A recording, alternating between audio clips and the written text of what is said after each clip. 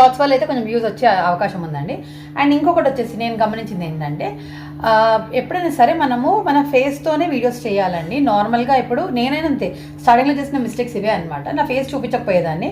Just నార్మల్గా మనము ఎట్లా వంట చేసుకునేదంటే ఆ గిన్నెలు చూపించడం, ఇది చూపించడం, ఇది చూపించడం ఇలాగే ఉండదు.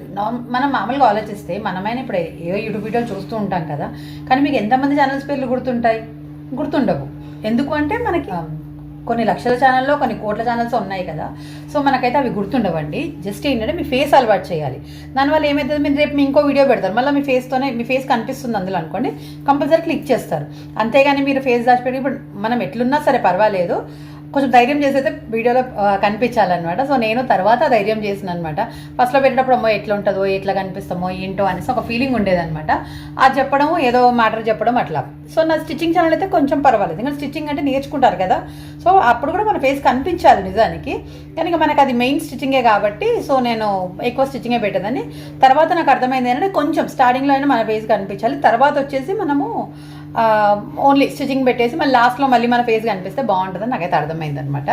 ఏంటంటే మనము వాళ్ళకి అలవాటు కావాలి, అప్పుడే వాళ్ళు చూస్తారు. ఇప్పుడు అంతే కదండి, మన పక్కింటోళ్ళు ఎదురింటోళ్ళు మనకు కనిపిస్తేనే వాళ్ళు మళ్ళీ కనిపించిన మనం నవ్వుతాం. అంతేగాని వాళ్ళు ఎవరో తెలియకుండా మనం చూసుకుంటే అసలు వాళ్ళకి తెలియదు అనుకోండి, మనం చూడం కదా. సో ఇంతకుముందు కూడా నాకు ఒక సబ్స్క్రైబర్ అడిగారనమాట, అక్క ఇట్లా నా ఛానల్లో ఒకసారి చెక్ చేయండి ఎట్లా ఉందో చూడండి అనేసి అన్నారనమాట. సో సరే అని చెప్పేసి నేను ఓపెన్ చేస్తే తన పాపం తనకి 3 పిల్లలు. ఎట్లా చూపిస్తున్నాడు, తన ఫేస్ చూపించట్లేదు, పిల్లల ఫేసెస్ చూపిస్తుంది అనమాట మొత్తం.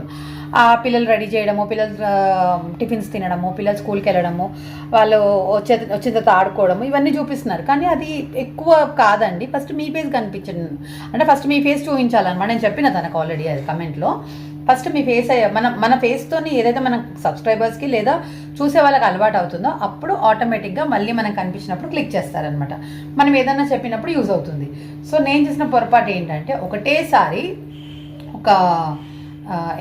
ఒకటేసారి అంటే ఇప్పుడు ఇంకో ఛానల్ స్టార్ట్ చేసి మళ్ళీ 3 నెలలు ఇంకో ఛానల్ స్టార్ట్ చేసిన, దానివల్ల ఏంటంటే హెవీ బర్డన్ అయిపోయింది. అట్లా కాకుండా ఒక ఛానల్ స్టార్ట్ చేసి మీరు మొత్తం ఫేమస్ అయిపోయిన తర్వాత అప్పుడు మీరు ఇంకో ఛానల్ కావాలంటే స్టార్ట్ చేసుకోండి, సపరేట్గా ఉండడానికి. ఇప్పుడు ఆ స్టిచ్చింగ్ వేరే, బ్లాగ్స్ వేరే, కాబట్టి అవి రెండు కలపొద్దు. కాబట్టి స్టిచ్చింగ్ ఒకటి ఫుల్ పాపులర్ అయిపోయిన తర్వాత నేను బ్లాగ్స్ స్టార్ట్ చేస్తుంటే బాగుండేది.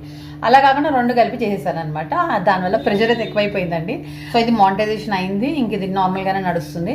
అట్లా అని చెప్పేసి ఇది కొంచెం స్టాప్ చేసి స్టిచ్చింగ్ కూడా ఆపేసిన అనమాట. బ్లాగ్స్ కంటిన్యూ చేసిన, ఎందుకంటే బ్లాగ్ ఛానల్ అది కావాలి కదా మానిటైజేషన్కి. మళ్ళీ సేమ్ సబ్ దాంట్లోనే జాయిన్ అయిపోయి మళ్ళీ అందులో ఛానల్స్ అవి పెట్టడం స్టార్ట్ చేసిన. అలా పెడుతూ ఏమైనా అది కూడా మానిటైజేషన్కి పంపించాను అనమాట. ఫైనల్గా వచ్చింది. అయితే దానికి ఏదైనా యాడ్సెన్స్ ఒక రూల్ ఉంటుంది అనమాట.